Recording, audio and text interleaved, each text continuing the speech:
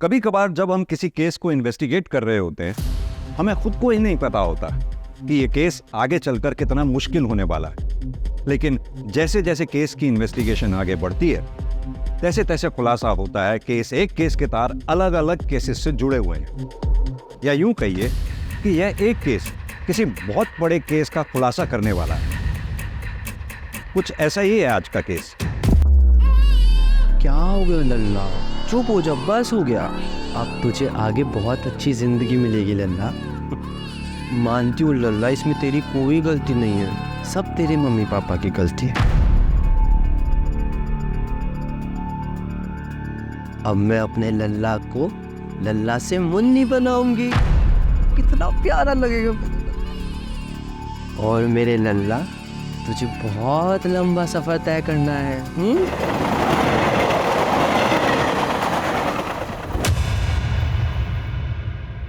May I have your attention please?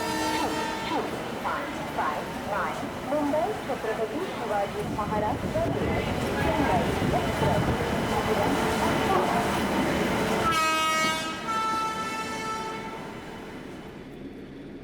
Hi. Hello. बहुत time बाद। मैं तो रेगुलर ट्रैवल कर रहा हूँ पूरे टू कल्याण। आप भी काफ़ी टाइम से नहीं दिखाई दी है, कहाँ हैं आप?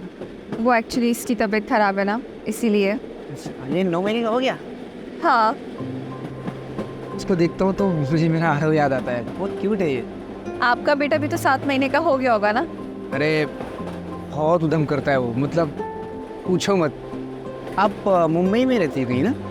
हाँ। अच्छा हाँ, आपने बताया था, मैं भी काम कर सकता हूँ। आज आप इस टाइम पर? हाँ, थोड़ा ऑफिस से जल्दी फ्री हो गया था तो कल्याण वापस जा रहा हूँ।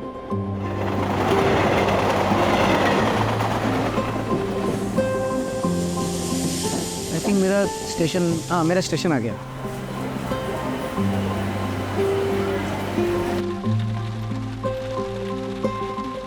आगे आगे पापा, आगे पापा। हाय मेरा चैम्प, आई मिस यू। क्यों हो रहा है ये? पीछे बैठना। अरे तो उसके पीछे रखो ना फिर।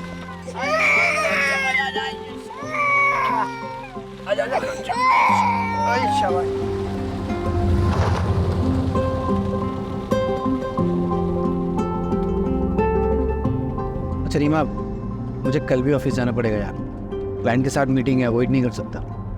अजीत, पहले तुम हफ्ते में 2 बार जाते थे, अब तुम हर दिन घूमने जाते हो। देखना, एक दिन ऐसा आएगा ना, आरव तुम्हें भूल जाएगा। अरे ऐसे कैसे भूल जाएगा मेरा चैम्प? अच्छा भूल जाएगा तो मुझे? यार रीमा, तुमको पता है काम थोड़ा बढ़ गया है। 1-2 महीने की बात है, नया नया कॉन्ट्रैक्ट मिला है, 1-2 महीने में सेटल हो जाएगा यार, डोंट वरी। और कल इसका वैक्सीनेशन है, क्या मैं अकेले जाऊं? कल ही? तुम्हें याद भी नहीं? अब ठीक है, मैं ऑफिस में बोल के मैं कल ब्रेक ले लेता हूँ।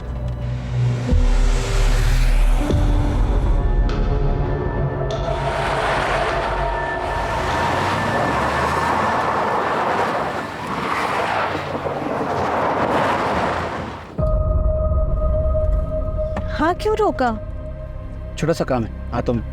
कहाँ जा रहे हो? आ रहा हूँ।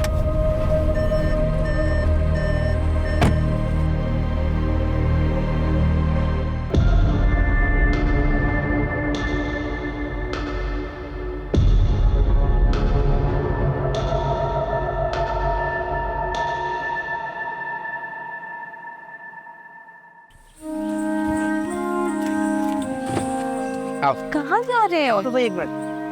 कहाँ? लेकिन आरव। आ रहा हूँ।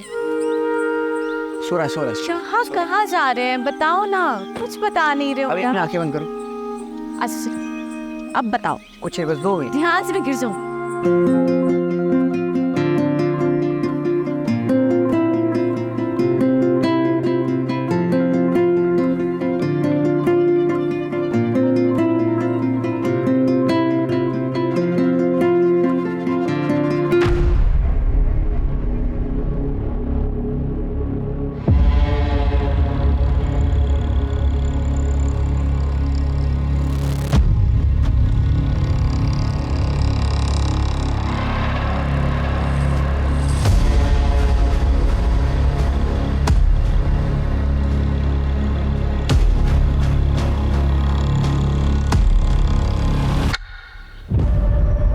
अच्छा सुनो ना, आसपास कोई वॉशरूम है क्या? वॉशरूम जाना था। वॉशरूम इसके पीछे है शायद। अच्छा मैं हूँ। मैं आता हूँ। नहीं नहीं नहीं, तुम आरव के साथ बैठो, मैं आती हूँ। श्योर। हाँ। संभाल के जाओ।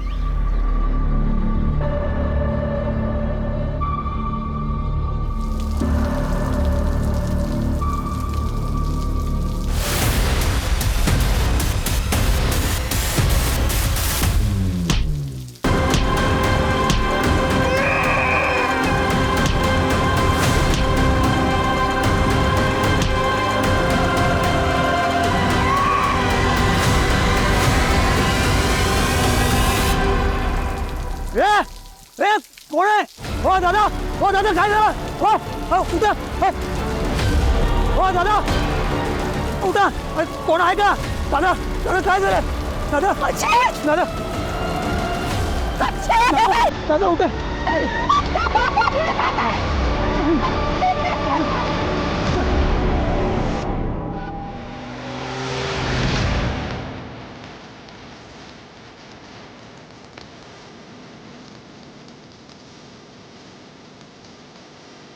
साहेब अहो त्याला मारलं, रोडने मारलं आणि तिकडे पाहायला येते तो सर.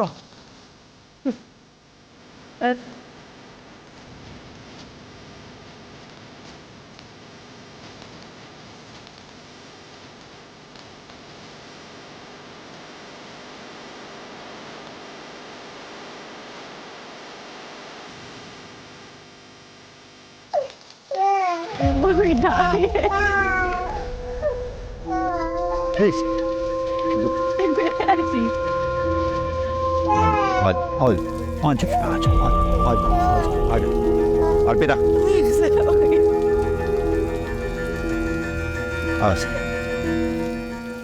सर, ये सुदामा है, आई विटनेस, यही नौकरी करता है। क्या देखा तुमने, साहब को बताओ। साहब वो एक ये गाड़ी के पीछे ना एक सफ़ेद कलर की गाड़ी वो उधर गेट तक आई थी और बाद में चली गई। तो फिर इन्हें मारा किसने? साहब वो एक काले रंग का कोट वो पहनते ना, ऐसा हुडी करके। कौन है? लड़का था या लड़की पता नहीं, वो मार के चला गया। मैं उसको पकड़ने के लिए पीछे पीछे दौड़ा था, पर वो एक हवलदार साहब उनके पीछे पीछे चले गए, इसलिए फिर मैं वापस इधर आ गया। रीवा जी, आपने कुछ देखा या सुना? नहीं सर, सर मैं तो वॉशरूम गई थी उस तरफ, दूर थी तो कुछ आवाज ही नहीं आई। जैसे ही वापस आई था अजीत को किसी ने मार दिया। अच्छा एक बात बताइए, आपने भी वो व्हाइट गाड़ी देखी थी? व्हाइट कलर की गाड़ी?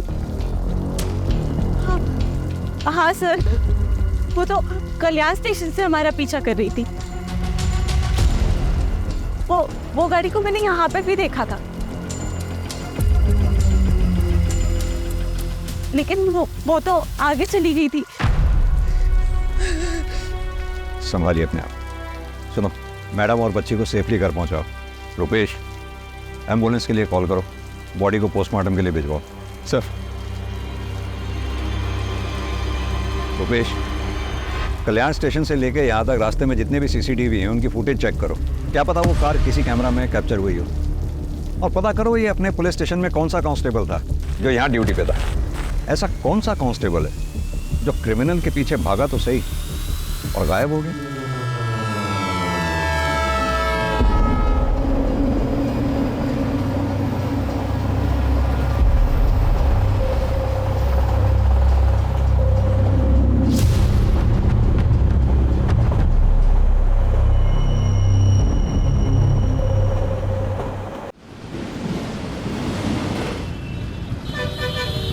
सर, पोस्टमार्टम रिपोर्ट के मुताबिक अजीत की मौत सर पे किसी भारी चीज़ के वार की वजह से हुई, और जैसा कि आई विटनेस सुदामा ने बताया, मारने वाले के हाथ में लोहे की रॉड थी। और सीसीटीवी में कुछ पता चला?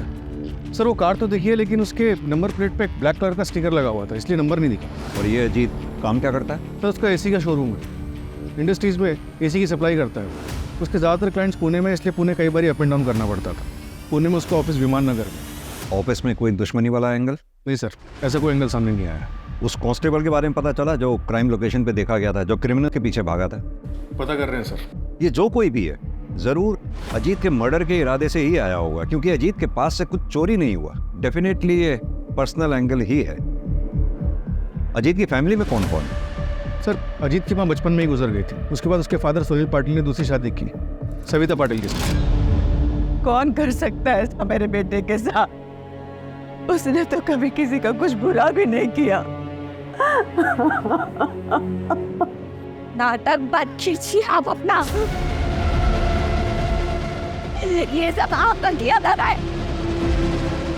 मैंने तो मेरे पति अजीत को मरवा डाला और अब माँ बनने का नाटक कर रही है।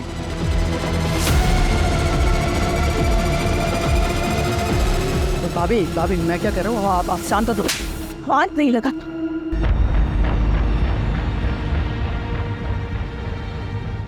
बहू सदमे में है, इसलिए ये सब बातें बोल रही है। अजीत भले ही मेरा सगा नहीं था, लेकिन वो मुझे अपने सगे से बढ़कर था। वो मेरा बेटा ही था। और जैसे हर घर में झगड़े होते भाइयों के, वैसे ही अजीत और शिव के भी झगड़े होते थे। शिव उठ, आज तुझे मेरे साथ ऑफिस जाना था ना, चल जल्दी, बोले ट्रेन मिस होगी। नहीं भैया आज नहीं, कल लेट आया ना तो नींद पूरी नहीं हुई है। अरे ऐसा कैसे चलेगा तेरा? ग्रेजुएशन कंप्लीट हो गया है तेरा, या तो बिजनेस ज्वाइन कर या तो आगे की पढ़ाई पूरी कर। 6 महीने से तो घर पे पड़ा हुआ है, या तो सोता रहता है तो पार्टी करता है। क्या रे तेरा लेक्चर देने का मूड में है क्या? भाई है ना, भाई बन के रहे, बाप बनने की कोशिश मत कर। शेर, ये तू कैसी बातें कर रहा है? वो तेरे भले के लिए बोल रहा है ना, और तू उसके साथ इतनी बदतमीजी से बात कर रहा है। माफी मांग उससे। कहाँ जा रहा है तू? दोस्त के घर पे सुकून से सोने। रे शिव, बहुत की तेरी मनमानी। रेडी हो और ऑफिस चल। हाथ लाऊं ना कुछ माला। जाऊ दे अजित, विनाशकाली विपरीत बुद्धि। पर ये आई जितना अच्छा बनने की कोशिश कर रही है ना, उतनी अच्छी वो है नहीं। वो नाटक कर रही है। उन्होंने कभी भी मेरे पति अजीत को अपना नहीं माना था। शिव, किधर जा रहा है? जा मेरे कमरे में जाके सो जा।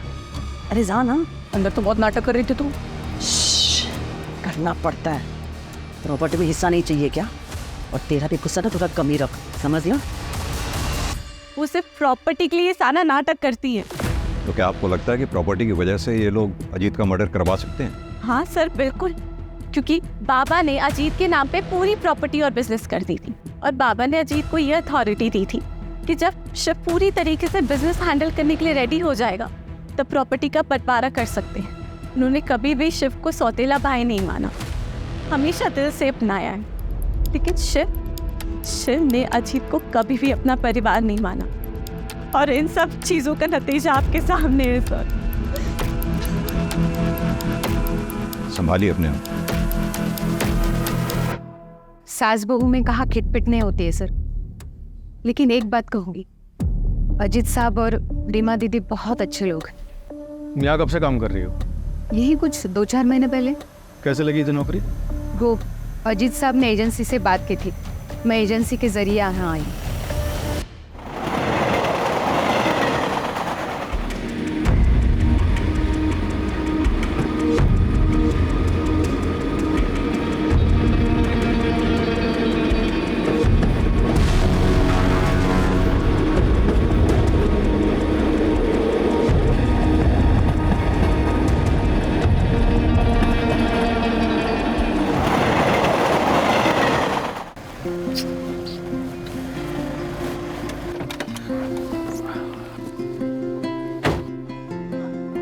वंदना, मैं क्या बोल रहा था, चलो ना 2-3 दिन के लिए कहीं घूम के आते हैं, तुम मैं और करण। तुम्हारा मूड भी चेंज हो जाएगा और थोड़ा स्ट्रेस भी कम हो जाएगा तुम्हारा। नहीं नहीं, मुझे नहीं जाना कहीं पे भी। क्यों? मुझे ना काम का बहुत ही ज़्यादा प्रेशर है, और मुझे लग रहा है ना मैं अपना काम ना मैनेज भी नहीं कर पा रही हूँ। अरे don't worry, don't take stress, सब ठीक हो जाएगा। ओके वंदना, इसे भूख लगी होगी, इसे फीड करा दो प्लीज। अरे नहीं नहीं, मेरी ना आधे घंटे में प्रेजेंटेशन है और मुझे प्रिपरेशन भी करनी है। तुम ना इसे फार्मूला पिला दो। व्हाट? 1 minute, hello. तुम्हें इसके साथ बिल्कुल भी अटैचमेंट नहीं है? ये अरे सुनो,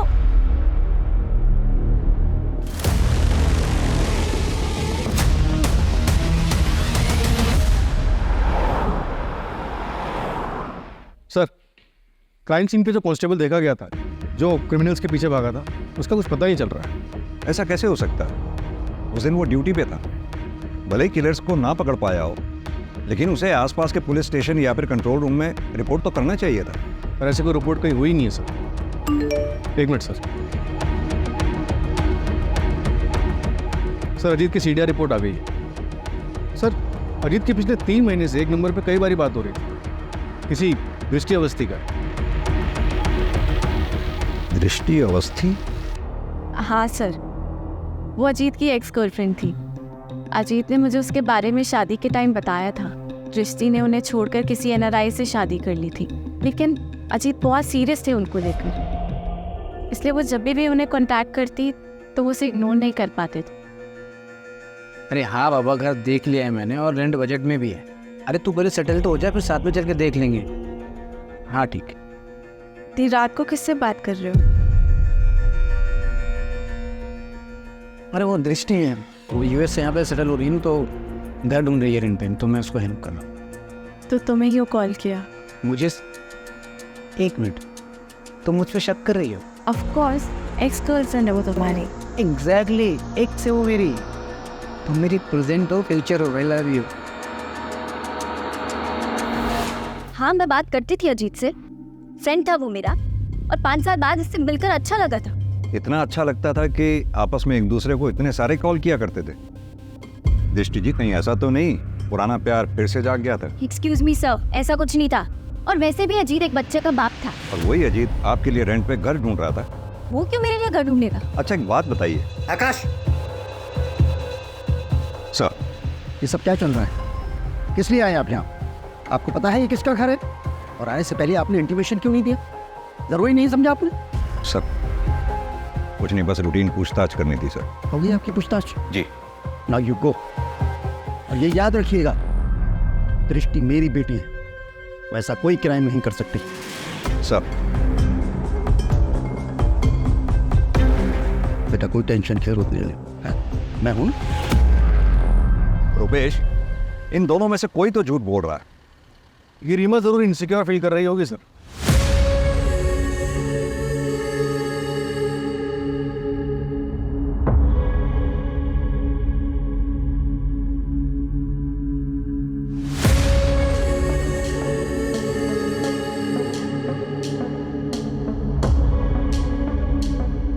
और उसे लग रहा हो कि अजीत उसे चीट कर रहा है।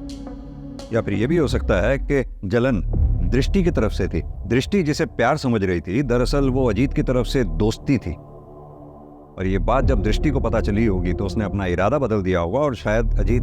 सर, आपके कहने का मतलब है कि दृष्टि ने अजीत को, या फिर टारगेट रीमा थी, क्योंकि रीमा वॉशरूम चली गई, अजीत बेचारा वहां रह गया और इसलिए मारा गया। एक काम और करो, ये अजीत की सौतेली माँ सविता, शिव और दृष्टि, इन सब के मोबाइल की लोकेशन चेक करो। पता करो घटना वाले दिन क्या ये क्राइम लोकेशन के आसपास थे। ये दृष्टि डीसीपी सर की बेटी है। अगर ये दृष्टि इस केस में इन्वॉल्व है तो उसने अपने सारे ट्रैक्स बखूबी क्लियर किए होंगे और इस काम में उसने जरूर किसी की मदद ली होगी। क्राइम लोकेशन से गायब हुआ कांस्टेबल।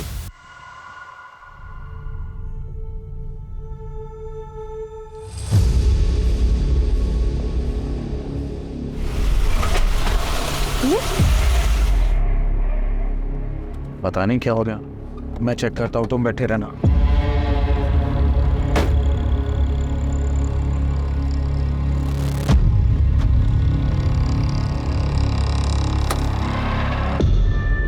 क्या हुआ नीलेश?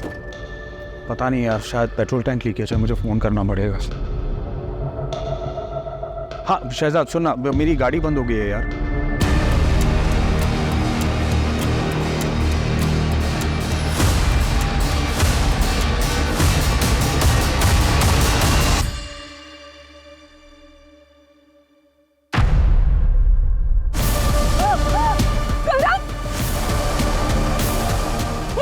क्या हुआ? नीलेश, करण नहीं है गाड़ी में। मेरा बच्चा। आराम से बताइए क्या हुआ आपके बच्चे को? सर, हम लोग लंच करके वापस आ रहे थे, मेरा बच्चा पीछे गाड़ी में था। क्या हुआ नीलेश?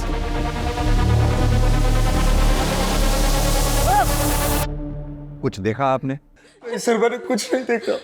हाँ सर, सर वहाँ पे ना एक बाइक वाला था, कोई पुलिस वाला उसे चला रहा था और उसके पीछे जाके ना पता नहीं सर वो औरत थी या मर्द, एक ब्लैक हुडी में सर वो जाके बैठ गई सर। सर मेरे बच्चे को बचा लीजिए। एक आपने कहा कोई पुलिस वाला बाइक चला रहा था? हाँ सर, हाँ। उसकी यूनिफॉर्म कैसी थी? कुछ नोटिस किया आपने? कुछ भी स्टार्स नोटिस किए हो, शूज नोटिस किए हो, बेल्ट नोटिस की हो, किस कलर की थी, कुछ भी?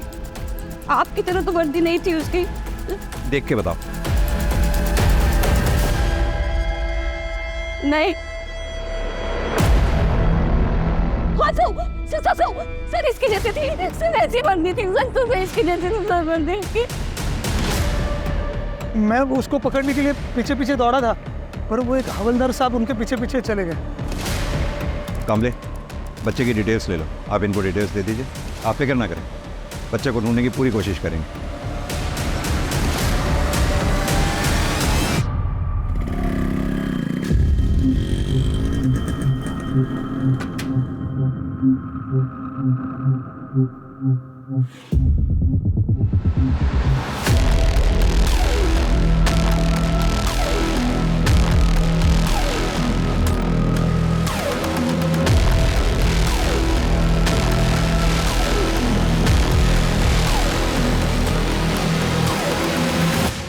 एक काम करो, नीलेश और वंदना का बच्चा जहां से चोरी हुआ था उसके आसपास के सीसीटीवी फुटेजेस चेक करो, पता तो चले कौन है जो पुलिस की वर्दी को बदनाम कर रहा है।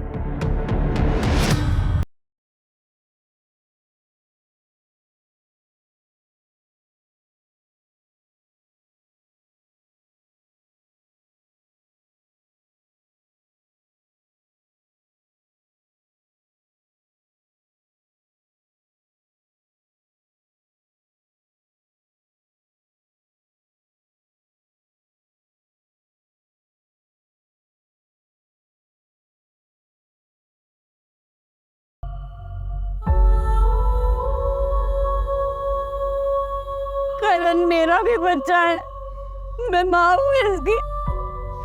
वो तो बस काम की वजह से थोड़ा परेशान रहती थी, पर मैं अपने करण की बिना मैं नहीं रह सकती, मैं नहीं रह सकती। नीलेश मुझे मेरा करण लाके दो, नीलेश मुझे मेरा करण लाके दो, प्लीज लाके दो, प्लीज मुझे मेरा करण लाके दे दो।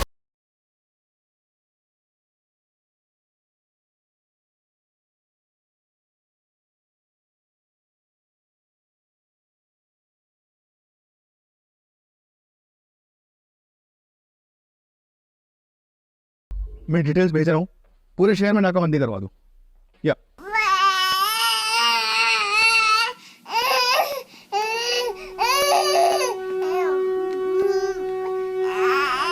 हाँ बेटा ना, शायद क्या हुआ और ना मम्मा के पास है, मम्मा के पास।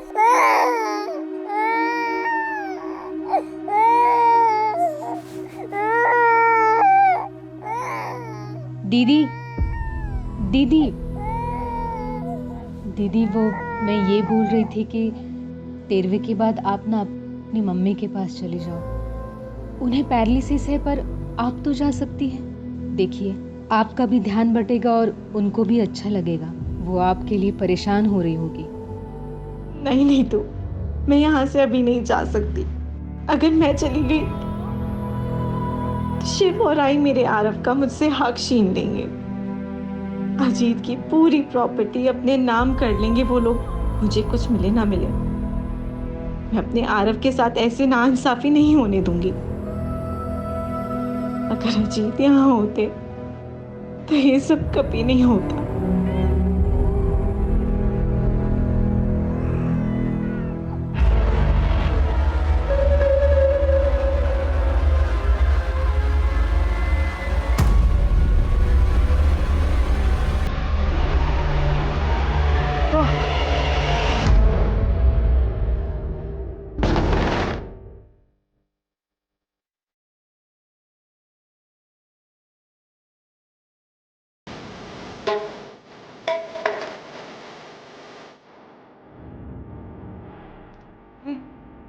सर तू क्या कर रहा है? तू यहाँ क्यों आई है? तुझे टांग अड़ाने में बहुत मजा आता है ना?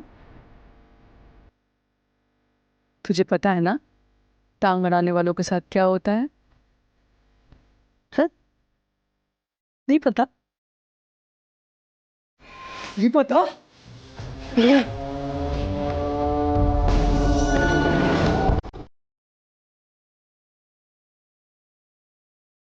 चल जा, चल जा ना।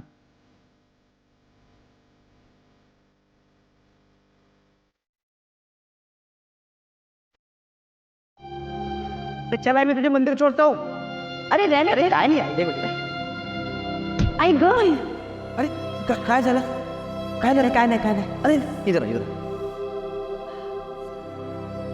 अरे ये बघ पूरा लाल हो गया, स्वेलिंग आ रहा है इसमें। अरे कुछ नहीं हुआ रे बाबा, सन मंदिरला उशीर होणार। अरे 2 मिनट थांब 2 मिनट। अरे थांब ना 2 मिनट आई।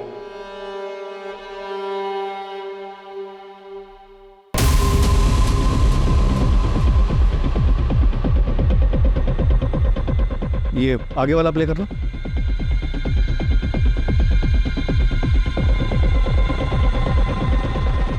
सर मैंने पता किया, उस दिन इसी इलाके में किसी भी चौकी में ये संदेश यादव नाम का कांस्टेबल था ही नहीं। तो हेड ऑफिस में पता करो, खाली हेड ऑफिस ही नहीं, आसपास के सबर्ब एरियाज में जितने भी संदेश यादव नाम के कांस्टेबल्स हैं सबको थाने बुलाओ पूछताछ के लिए। सर हेड ऑफिस में बात कर चुका हूँ। रुपेश, हमने देखा अजीत वाले केस में भी पुलिस कांस्टेबल क्रिमिनल के पीछे भागा था, वहीं अभी वंदना के केस में पुलिस कांस्टेबल बच्चा चुराने वाले का साथ दे रहा है। एक सेकंड रुपेश, कहीं ऐसा तो नहीं अजीत कोलेटरल डैमेज का शिकार था? मेरा मतलब क्रिमिनल बच्चा चुराने आया हो और अजीत मारा गया। क्या बे साले, वो मैं क्या कर रहा है? हाँ, कितने का टारगेट था और तूने क्या किया? क्या फायदा तेरी इस वर्दी का?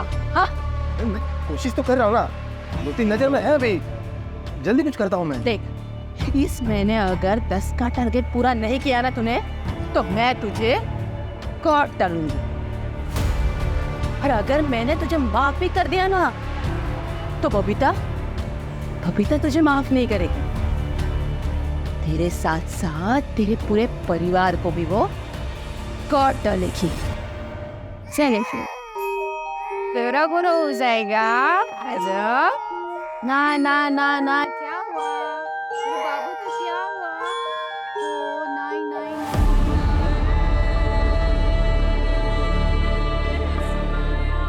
देखो डॉगी दिखा आ रहा हूँ, डॉगी दिखा अजीब अरे मैं सुला देती हूँ। हाँ, अरे तुम सो जाओ, मैं जगाऊं। अरे डोंट वरी, तुम सो जाओ। अरे बंगा बोलो मम्मी आओ, मामा सो जाओ, मामा go and sleep. Good night. Good night.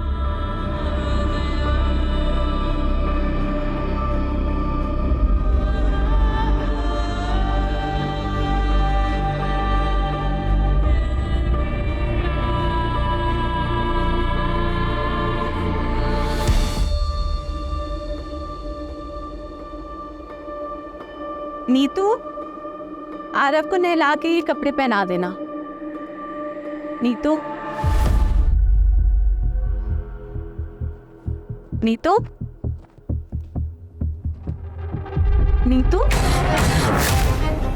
अभी नहीं है।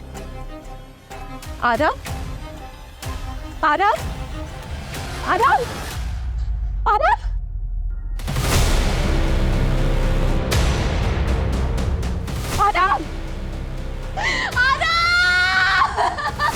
काय झालं रे रिमा? काय झालं रे? हाँ आपकी नैनी नीतू रहती कहाँ पर है? एक सेकंड सर, ये उसका आईडी कार्ड है। सर अजीत नहीं रहे, पर मुझे प्लीज आरव को ढूंढ दीजिए, मर जाऊंगी उसके बिना,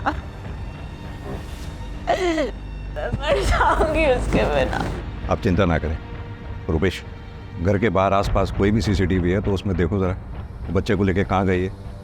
सर हाँ सर, कोर्ट में पेशी है सर कल। जी सर, एक बात पता चली, नीलेश और वंदना के यहाँ एक मालिश वाली हायर हुई थी, 2 महीने से वहाँ काम करी थी। एजेंसी से उसकी डिटेल्स निकलवाई। हाँ तो सर ये देखिए कौन है।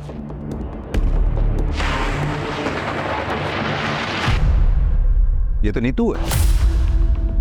अजीत और रीमा के यहाँ जो बच्चे आरव की नैनी थी, तो ये 2 अलग अलग जगहों पे अलग अलग नाम से काम कर रही थी। मतलब नीतू बच्चा चोर है। लग तो ऐसे रहा सर। अगर ऐसा है तो फिर अजीत का मर्डर इसमें कहाँ फिट बैठता है? रुपेश, 2 बच्चों की किडनैपिंग हुई है। अगर 48 घंटों के अंदर हमने इन्हें नहीं ढूंढा तो उनकी तस्करी हो जाएगी, और अगर ये कोई रंजिश का खेल है तो बच्चों की जान को खतरा हो सकता है। सर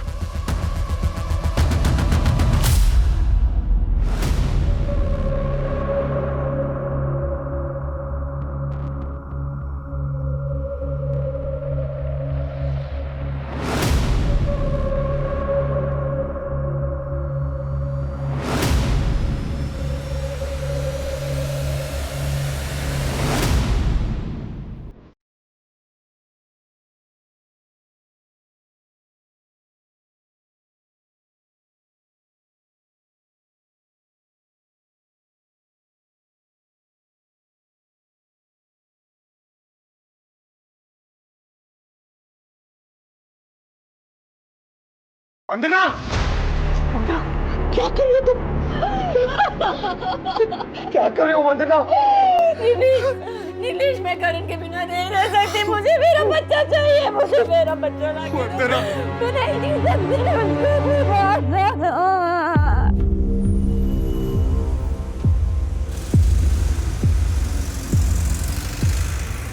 हाँ, मैं आ गई हूँ। तुम कहाँ हो? मैं प्लेटफॉर्म 1 पे हूँ, जल्दी आ जाओ।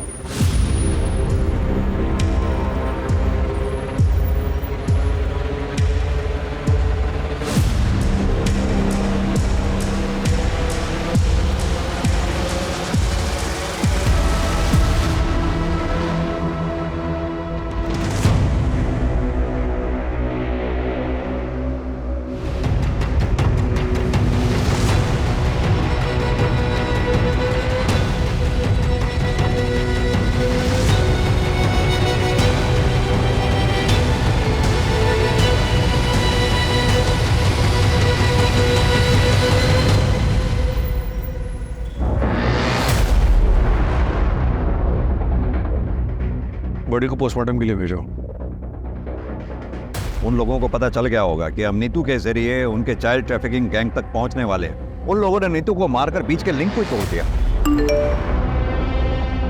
सर, हेड ऑफिस से संदेश यादव का डेटा है। दोनों क्राइम के वक्त सारे संदेश ऑन ड्यूटी थे, अलावा एक के। बुलाओ उसको थाने, और जितने भी गैंग उस वक्त चाइल्ड ट्रैफिकिंग में एक्टिव थे उन सबको खंगालो।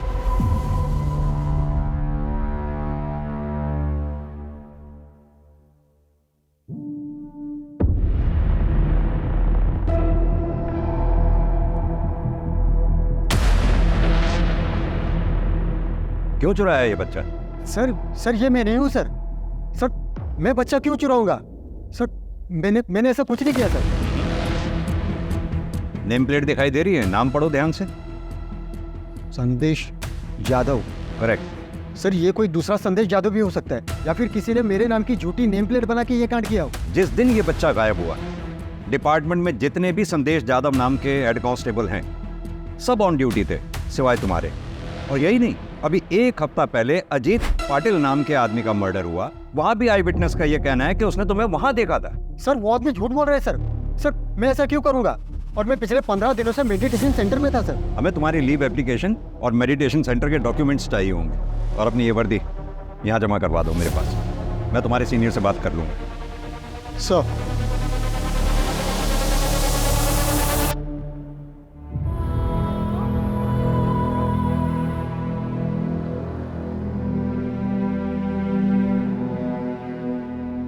अरे वाह, इस बार तूने टाइम पे पार्सल डिलीवर कर दिया। अब आगे से नहीं होगा, पुलिस को भनक लग गई है। अब थोड़े दिन के लिए सबको चुपना होगा। फिर तुझे हमारे साथ शामिल करने का क्या फायदा हुआ? अरे ये सब मचमच करने का टाइम नहीं है अभी। बबीता को बोलो अब पार्सल नहीं मिलेगा। अरे जो पार्सल है ना, इसको जल्दी अपनी मंजिल तक पहुंचाओ और थोड़ी दिन के लिए सब लोग सुमड़ी में कल्टो।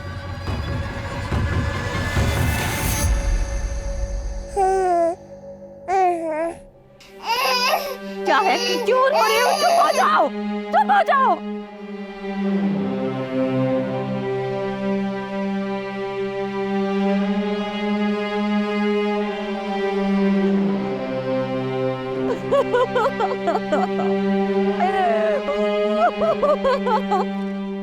सर, ये बोरीवली पुलिस स्टेशन में केस दर्ज हुआ था।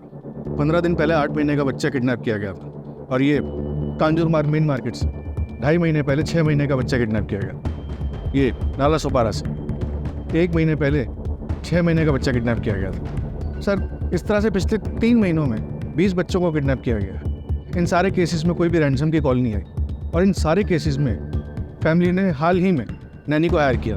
एजेंसी से? हाँ सर, लेकिन अलग अलग एजेंसी से, और सबके बैकग्राउंड भी चेक किया लेकिन कुछ मिला नहीं।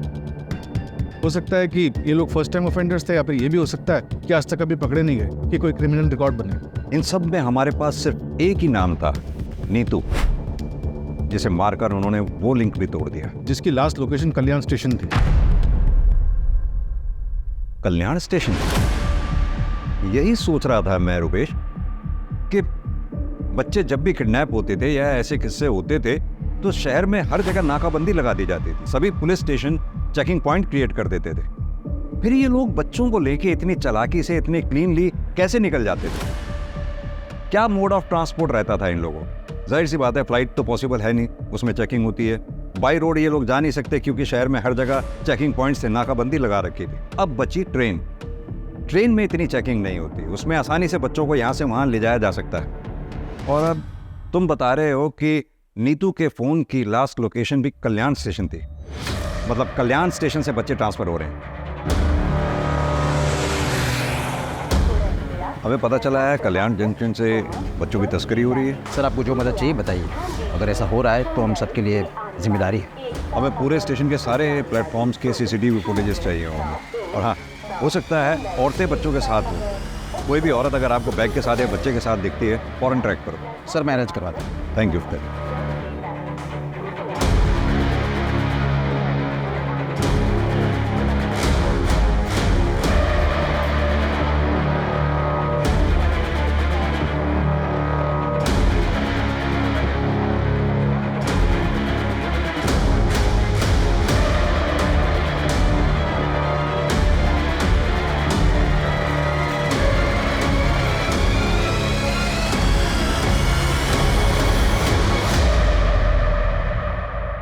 ओके सर, कांस्टेबल संदेश जाधव के पीछे खबरी लगाए थे। एक बात पता चल गई।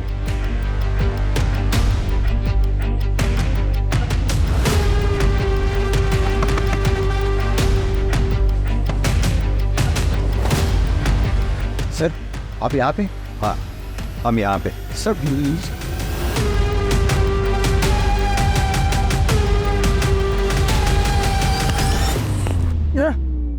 अरे तुझे तेरे भाई की यूनिफॉर्म पहन के लोगों के घरों के बाहर देखा गया।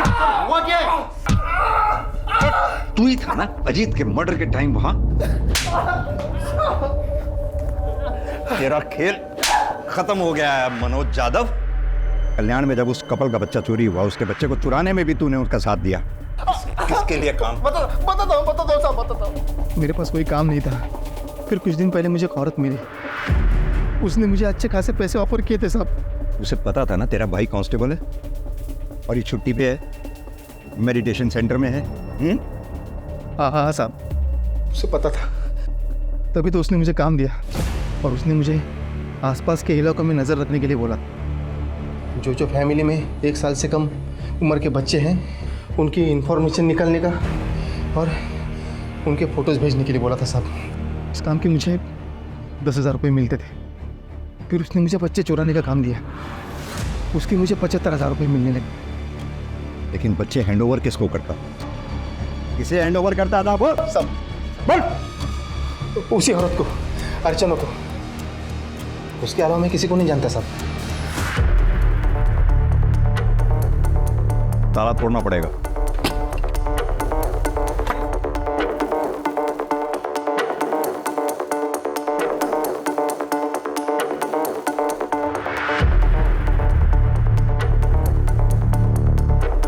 रुपेश, पूरा घर छान मारो।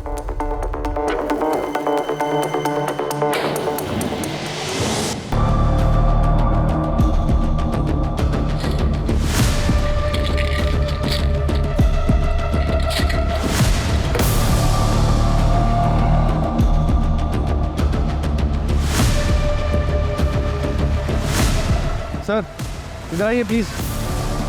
हाँ रुपेश, ये देखिए।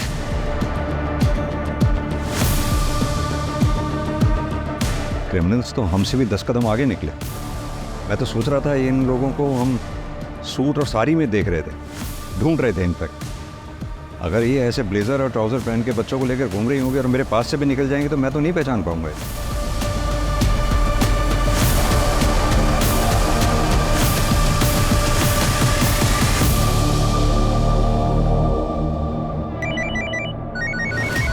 सर, जिस औरत का हुलिया बताया था आपने हमें, सीसीटीवी में वैसी औरत दिखी है। वो औरत अभी अभी हैदराबाद वाली ट्रेन में बैठी है, बोगी नंबर S8 में।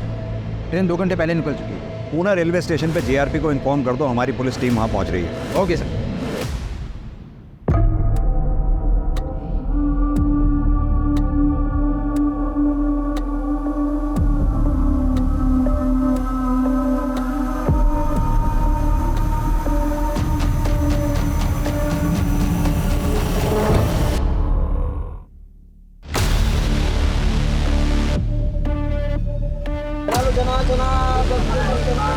वड़ा पाव है, वड़ा पाव।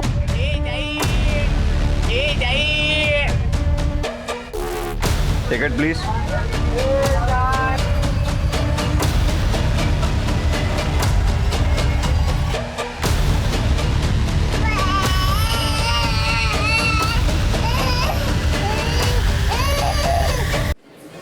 सर पूरा प्लेटफॉर्म चेक कर लिया लेकिन वो कहीं नहीं मिली। लगता है पुलिस स्टेशन से बाहर निकल गई। 1 मिनट, टॉयलेट। बैठो। हेलो, कौन है? Sorry madam.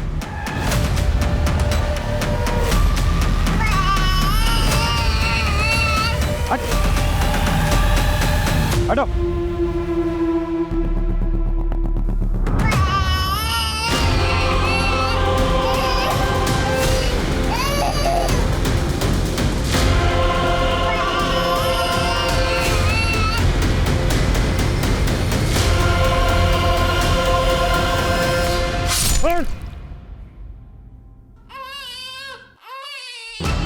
इधर खाइए, इधर इधर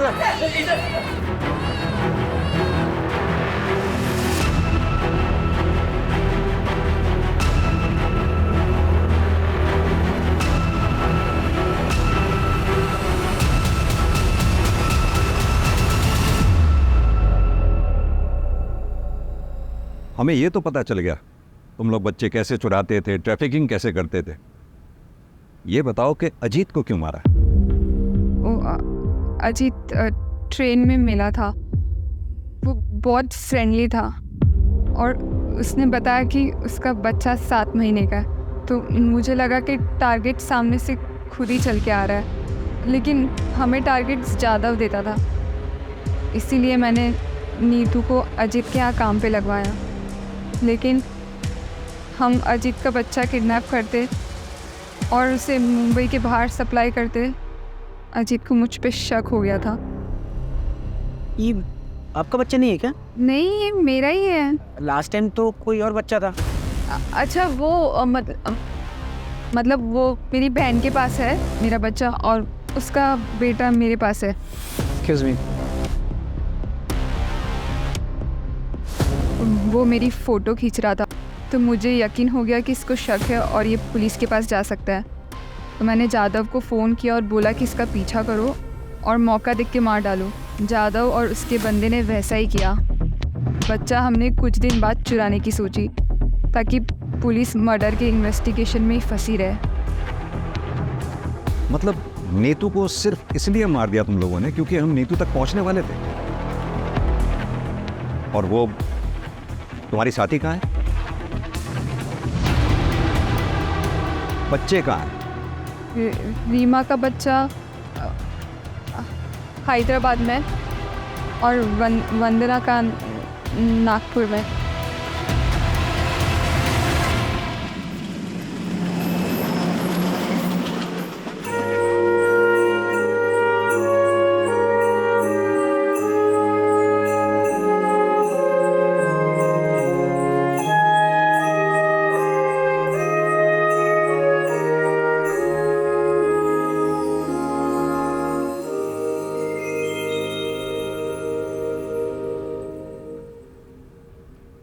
वंदना के बच्चे को तो हमने बचा लिया, लेकिन रीमा का बच्चा अभी भी हैदराबाद में है। उसकी तलाश जारी है।